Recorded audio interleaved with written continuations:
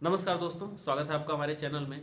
दोस्तों, कल माननीय लोकसभा में टीटी का मुद्दा सांसदों के द्वारा उठाया गया, जिसमें समाजवादी पार्टी प्रमुख रूप से थी और भी जो विपक्ष के सांसद थे उन्होंने इसमें समाजवादी पार्टी का साथ दिया। लेकिन एक समय ऐसा आया जब सभी सांसद स्तब्ध रह गए, साथ ही साथ जो टीटी से जुड़े व्यक्ति हैं, टीटी से जुड़े जो शिक्षक हैं, वो भी स्तब्ध रह गए। जब जो माननीय लोकसभा के स्पीकर हैं उनके द्वारा स्टेटमेंट दिया जाता है कि जो ये है टीटी का मुद्दा, इसमें भारत सरकार क्या कर सकती है, ये जो एक लाइन उन्होंने बोला, तो इसके बाद फिर जो है यहाँ पे विवाद खड़ा हुआ कि क्या जो लोकसभा के स्पीकर हैं उनको, सत्ता पार्टी हो या फिर विपक्ष की पार्टी हो, क्या उनके स्टैंड को वो क्लियर कर सकते हैं कि नहीं। इसी के बारे में हम यहाँ पर चर्चा करेंगे। साथ ही हम जानेंगे कि क्या जो सभी जो सत्ता के हों चाहे विपक्ष के, उनके द्वारा जो सदन में मुद्दा उठाया गया, इस बार तो इस पर कोई भी अभी तक जो है परिणाम सार्थक निकल कर बाहर नहीं आया है। लेकिन क्या भविष्य में कोई सार्थक परिणाम बाहर निकल कर आएगा कि नहीं, इसके बारे में हम यहाँ पर आपसे बात करेंगे।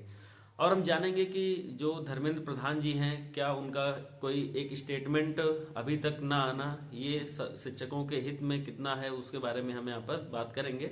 सभी चीज़ों के बारे में विस्तृत बात होगी। चलिए हम वीडियो को शुरू करते हैं।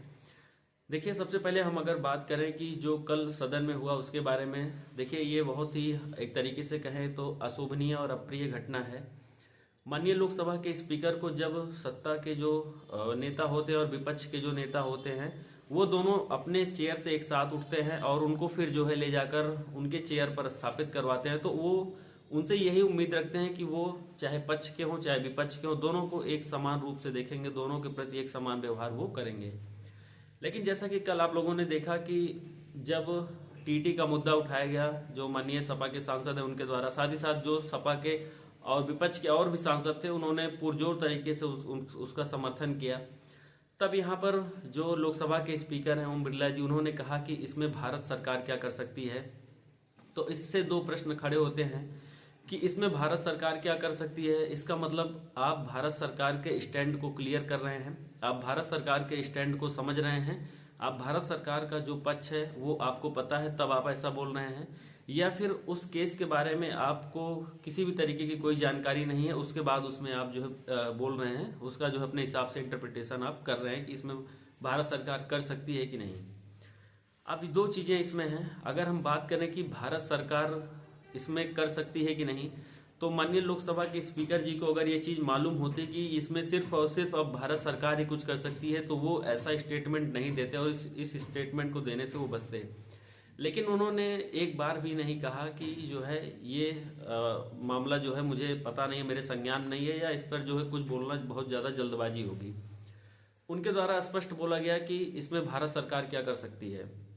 तो इसमें जो पार्टी है, जो सत्ता पार्टी है, कहीं ना कहीं उनकी मंशा भी जाहिर होती है कि वो अगर वो इंटरनल, जैसे कि जो ओम बिरला जी हैं, बीजेपी से तो हट के हैं नहीं, कहीं ना कहीं पार्टी में तो वो भी हैं, तो हो सकता है कि वो लोग आपस में बातचीत किए हों। जिस प्रकार जो है किन्हीं भी एक मंत्री के द्वारा इस पर कोई स्टेटमेंट ना आना, पूरा लोकसभा का ये विधान संसद का सत्र खत्म होने वाला है, तो उनकी मंशा को एक तरफ तो जाहिर करता है। दूसरी तरफ ऐसा हो सकता है कि जो हमारे लोकसभा के स्पीकर हैं उनको इस केस के बारे में कोई नॉलेज ना हो कि ये टीईटी का प्रकरण क्या है और इसमें किस प्रकार जो है सर्वोच्च न्यायालय का आदेश आया है, और जो सर्वोच्च न्यायालय का आदेश आया है वो 2017 का जो भारत सरकार के द्वारा ही, संसद के द्वारा ही अमेंडमेंट किया गया था, उसके परिणाम के स्वरूप आया है।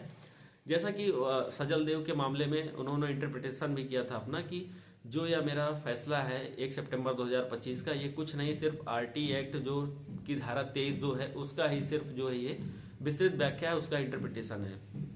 तो इस तरह अगर माननीय लोकसभा स्पीकर बोल रहे हैं कि हमको जो है चीजें मतलब कि इसमें भारत सरकार क्या कर सकती है, बहुत ही ज्यादा अत्यंत दुखद है।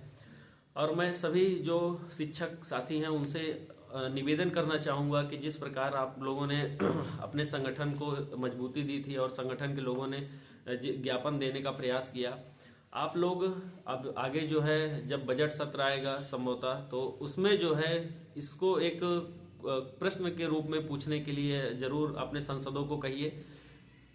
अब जब आप प्रश्न के रूप में सांसद से अपने कहेंगे कि इनको प्रश्न के रूप में पूछिए, तब जो माननीय मंत्री जी हैं वो इसका उत्तर देने के लिए बिल्कुल यहाँ पर वो जो है उनको उत्तर देना पड़ेगा और फिर उससे हट नहीं सकते हैं। तो नंबर एक जो आप लोगों का होना चाहिए कि देखिए, सबसे बड़ी दुखद बात यह है कि अभी तक सत्तारूढ़ किसी भी पार्टी, मतलब सत्तारूढ़ किसी भी नेता के द्वारा कोई भी स्टेटमेंट इसमें नहीं आया है, जबकि बहुत सारे लोग उनसे मिले हैं और बहुत सारे विपक्ष के लोग भी माननीय धर्मेंद्र प्रधान जी से मिले हैं। आज ही मैं देख रहा था तो कोई एक कम्युनिस्ट पार्टी के नेता हैं, वो भी उनसे मुलाकात किए हैं और उन्होंने तस्वीर जारी की है और कहा कि केंद्रीय मंत्री जी से, शिक्षा मंत्री जी से जो है सुखद मुलाकात हुई और इस पे बहुत ही जल्द कुछ न कुछ जो है शिक्षकों के हित में निकल के आएगा। जो मेरा मानना है, मेरा मानना दो ही है। मैंने बहुत देखा है, मैं जब ये किसान आंदोलन चल रहा था तो उसमें भी मैं देख रहा था कि किस प्रकार इनकी असंवेदनशीलता, फिर बाद में जो किसानों का विरोध प्रदर्शन और अंत में जाकर जो है किसानों के ऊपर जो 3 कानून लाए गए थे उनको इन्होंने पीछे लिया। तो जो पहले तो इनका स्टैंड क्लियर होना चाहिए। मैं अभी से कुछ नहीं कह रहा हूं कि कुछ करना है कि नहीं, लेकिन स्टैंड जरूर क्लियर होना चाहिए कि जो केंद्र सरकार है उसका आखिर में स्टैंड क्या है, कि वो स्टैंड क्या करना चाहती है। एक छोटी सी अपडेट ये थी कि आंध्र प्रदेश सरकार भी अब जो है रिव्यू पिटीशन में आ गई है, तो ये आप लोग समझिएगा। उसके बारे में हम बाद में बता देंगे आपको वीडियो के माध्यम से, लेकिन आंध्र प्रदेश सरकार भी अब रिव्यू पिटीशन दाखिल कर चुकी है।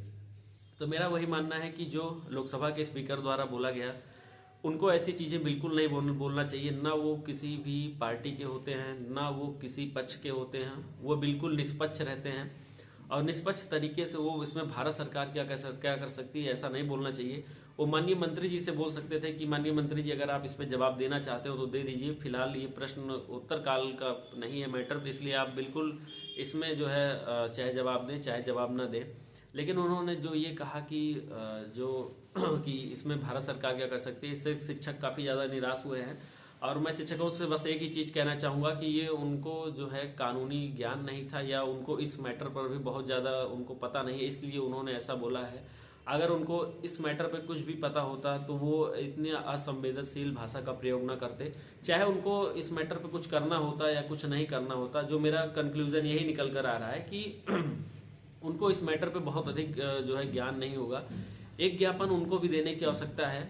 मैं चाहूँगा कि जो हमारे राजस्थान के जो अगर शिक्षकगण देख रहे होंगे वीडियो, तो प्लीज़ आप लोग अपने संगठन से कहिए कि उनको भी एक ज्ञापन यहाँ पे सौंपा जाए, जिससे उनको ये नॉलेज में आएगी कि शिक्षकों के साथ क्या क्या घटनाएं घटित हुई हैं। नंबर एक चीज़। नंबर दूसरी चीज़ की बिल्कुल आप लोग उम्मीद मत छोड़िएगा।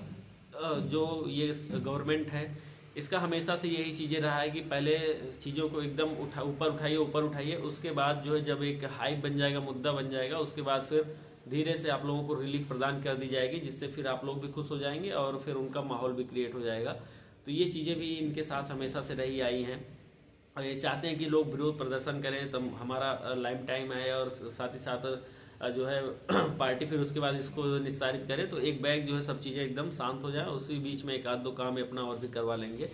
तो ऐसा इनका टेंडेंसी, हम मानसिकता रही है जो मैं अभी तक समझ पाया हूँ। तो बिल्कुल आप लोग निश्चिंत रहिएगा इसमें कि जो लोकसभा के स्पीकर हैं इनके द्वारा क्या बयान दिया गया क्या नहीं।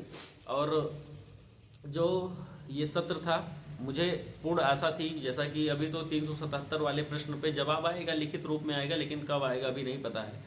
लेकिन जैसा कि मुझे विश्वास था कि हो सकता है कि माननीय जो केंद्रीय शिक्षा मंत्री जी हैं श्री धर्मेंद्र प्रधान जी, इनके द्वारा इस मुद्दे पर कुछ जरूर अपनी बात रखा जाए, लेकिन उनके द्वारा फिलहाल कोई स्टेटमेंट नहीं दिया गया। तो इससे ये समझा जाएगा कि हो सकता है कि जो अगला सत्र है उसमें प्रश्नोत्तर जो है के रूप में ये जरूर मुद्दा उठाया जाए। तो ये सारी चीज़ें हैं। और कल रिव्यू पिटीशन के बारे में मैंने बता दिया था आपको कि रिव्यू में उत्तर प्रदेश सरकार के द्वारा कितनी बारीकियों का, मतलब यहाँ पे बारीकी गलती की गई है और जिस प्रकार उसका यहाँ पे डिफेक्ट्स नहीं दूर किए जा रहे हैं, तो कहीं ना कहीं इससे संदेह भी उत्पन्न होता है कि आखिर में ऐसा क्यों नहीं हो रहा है। मैं किसी भी तरीके से किसी भी पार्टी के ऊपर या किन्हीं के ऊपर आरोप प्रत्यारोप नहीं करना चाह रहा हूँ। मैं बस इतना चाह रहा हूँ कि जो डिफेक्ट्स हैं वो आखिर में, आज 3 महीने का समय बीतने वाला है, 19 तारीख है, तो 19 तारीख को ही जो है डिफेक्ट्स का नोटिस आया था। आज आखिर में तीन महीने हो गए, 90 दिन बीत चुके हैं, लेकिन अभी तक वो डिफेक्ट्स दूर नहीं हुए। डिफेक्ट्स में बेसिकली हम बात करें तो जो जब कोई भी जो याचिका होती है उसको जब दाखिल किया जाता है तो उसमें जो प्रक्रियात्मक जो कुछ त्रुटियां रह जाती हैं उनको यहाँ पे डिफेक्ट्स बोलते हैं। और जिसमें अभी आया है सामने कि उत्तर प्रदेश सरकार के जो शीर्षक टाइटल है, और टाइटल में गलती हुई है। इन्होंने किसी किन्हीं शब्दों को अंडरलाइन कर दिया, किसी शब्दों को बोल्ड में लिख दिए हैं। नंबर दूसरी ये गलती आई है। नंबर तीसरी की अभी तक इन्होंने जो कोर्ट की फीस होती है वो फीस अभी तक नहीं जमा की है, तो ये जो है तीसरी गलती है। और एक दो छोटी छोटी गलतियां हैं, जैसे कि एफिडेविट इन्होंने गलत दिया है, तो नंबर 4 की ये गलती है। और मैं याद नहीं कर पा रहा हूँ नंबर 5वीं गलती कौन सी है। नंबर 5वीं भी एक गलती है जिसको इनके द्वारा यहाँ पर ठीक नहीं किया गया है। तो 5 चीज़ें हैं, बहुत मेजर चीज़ें नहीं हैं, बहुत माइनर चीज़ें हैं।